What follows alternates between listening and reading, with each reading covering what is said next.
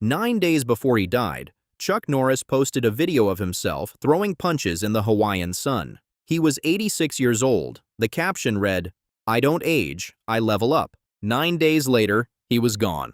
On March 19, 2026, following a sudden medical emergency on the island of Kauai, the man the internet once called invincible passed away. Actor Chuck Norris has reportedly been hospitalized on Kauai following a medical emergency. That's according to TMZ, which reports the 86-year-old actor is in good spirits. His family announced it the next morning on Instagram, calling him the heart of our family. They asked for privacy. They did not share the cause. And within hours, the internet that had once worshipped him began to lie about him.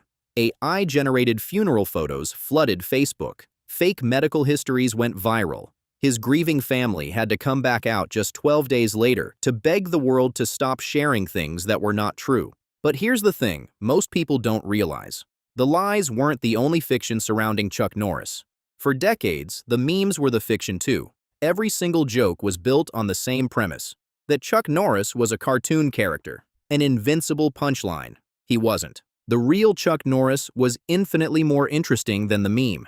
He was a combat veteran who served during the Cold War, a world champion who went undefeated for 6 straight years, a man who gave up his entire film career to sleep on a hospital couch next to his dying wife, and a quiet philanthropist who changed the lives of over 120,000 children, and almost nobody talked about it. This is the story behind the legend, the real one. Carlos Ray Norris was born into poverty. His father was an abusive alcoholic. He was painfully shy. He stuttered. He had no direction, no money, and no plan. At 18, he enlisted in the United States Air Force. It was 1958. The Air Force sent him to Osan Air Base in South Korea as an air policeman. And it was there that 2 things happened that changed his life forever. A fellow Hispanic serviceman started calling him Chuck because Carlos didn't quite fit, and he discovered martial arts. He'd tried judo first, but broke his shoulder 2 weeks in. While recovering, he wandered through a Korean town and saw men outside practicing spinning kicks. The art was called Tang Soo Do.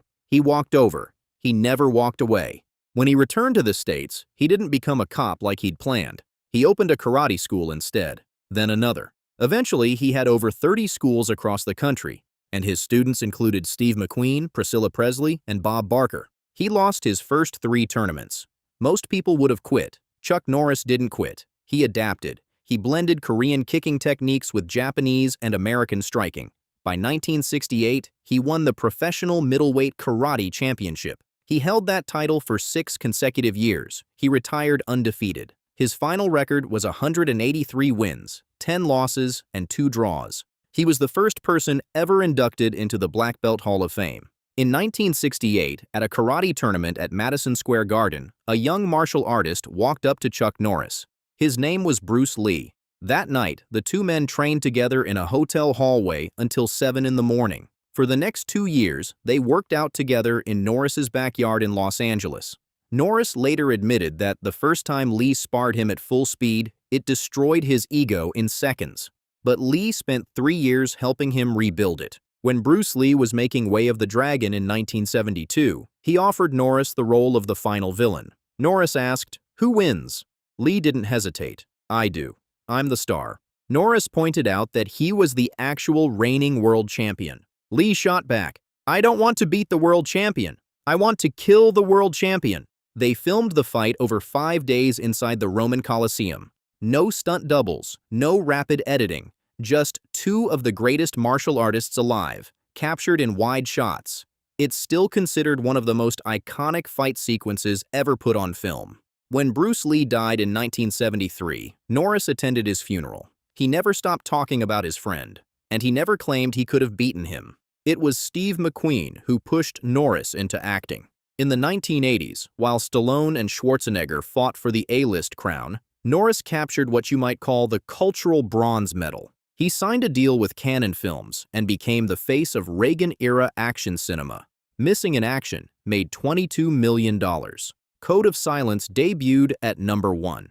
Delta Force pulled in $17 million. These weren't art films, but they meant something to the people who watched them. When the appetite for 80s action faded, Norris pivoted. He co-created Walker, Texas Ranger, and for 9 seasons and 203 episodes, he dominated CBS. The show aired in over 100 countries and averaged more than 10 million viewers at its peak. Then in 2005, long after his box office prime, the internet decided to turn him into a god. Chuck Norris doesn't do push-ups. He pushes the earth down. Chuck Norris counted to infinity twice. The Chuck Norris Facts meme exploded across the early internet, turning a retired action star into a mythological figure. It could have destroyed him, reduced a 6-time world champion to nothing more than a punchline. But Norris did something brilliantly unexpected. He leaned into it. He read the jokes on Conan O'Brien. He starred in commercials for World of Warcraft. He turned an internet joke into a second career. For an entire generation, the memes were their first introduction to Chuck Norris. But behind the mythology, he was fighting a battle that had nothing to do with roundhouse kicks. In 1998, Chuck Norris married Gena O'Kelly. In late 2012, Gena went in for routine MRI scans.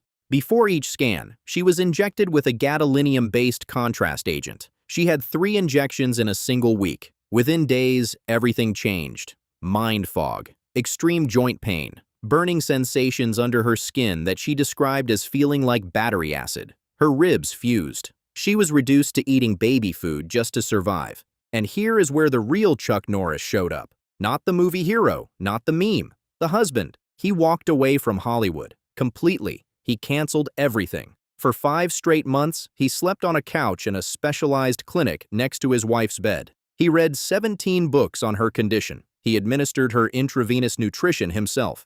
When asked why, his answer was simple. I gave up my film career to concentrate on Gena. My whole life right now is about keeping her alive. In 2017, they filed a $10 million lawsuit against 11 pharmaceutical companies. The case brought international attention to the dangers of gadolinium. But in 2020, the suit was quietly dismissed. It didn't matter. Norris never went back to Hollywood.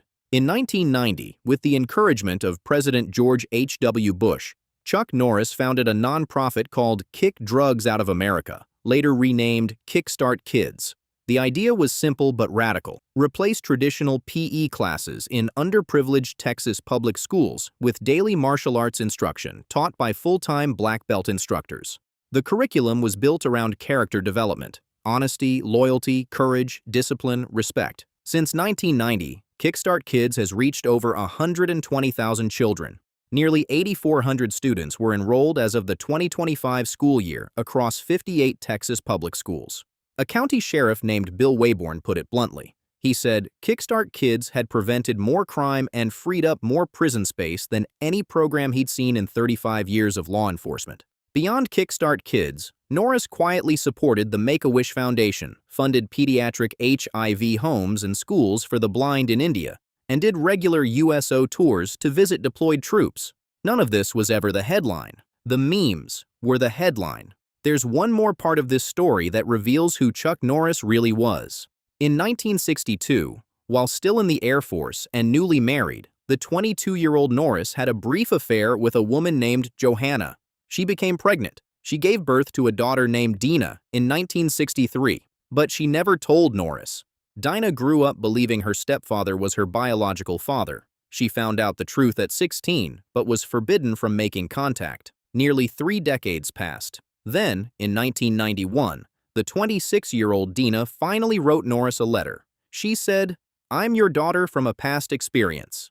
Norris didn't send lawyers. He didn't demand a DNA test. He invited Dinah and her mother to his own mother's home. When he saw her for the first time, he later wrote, he didn't need a blood test. He wrapped his arms around her and they both cried. He immediately brought her into his life. He publicly apologized to her mother. He later wrote, I've discovered that there is no such thing as an illegitimate child. Every baby is legitimate in God's eyes. On March 10, 2026, Chuck Norris turned 86. He posted a video of himself boxing at his ranch in Kauai.